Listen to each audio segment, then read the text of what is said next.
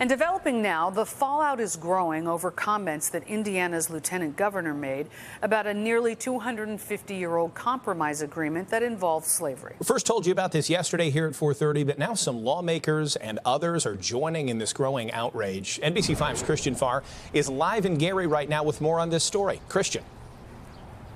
Good afternoon, guys. Yes, that agreement was known as the 3/5 compromise, and that number represented the value of an enslaved person back in the late 1700s. Indiana's Lieutenant Governor Micah Beckwith says it helped to eradicate slavery in our country, but others don't necessarily agree with that view of history.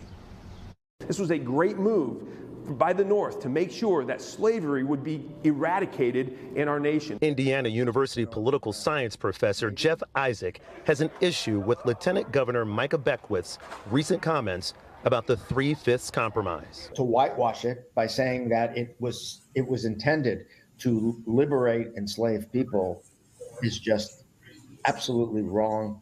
Very, very wrong. The lieutenant governor posted those comments on social media in response to a Republican state-sponsored Senate bill called the Unlawful Discrimination Bill.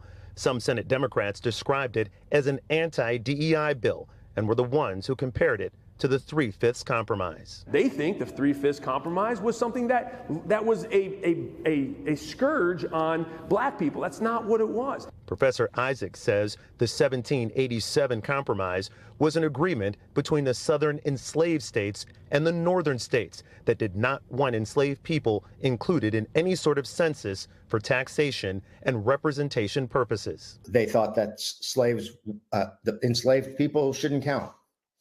The agreement that they came to was that enslaved people would count each enslaved person for 3/5 of a person. It's disappointing to see all of the different ways that my people are trying to be disappeared here in the state of Indiana. State Democratic Senator Andrea Hunley calls the lieutenant governor's comments revisionist history.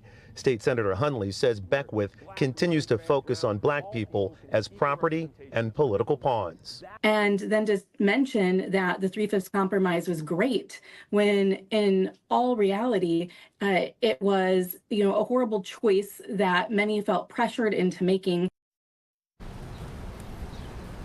Now, State Senator Hunley says many faith leaders, also community leaders and politicians from all across the state have come out to condemn these comments. We reached out to the lieutenant governor's office for further comment, but his office said they don't have anything to add at this time. Reporting live here in Gary, Christian Farr, NBC5 News. Christian, thank you for bringing that to us.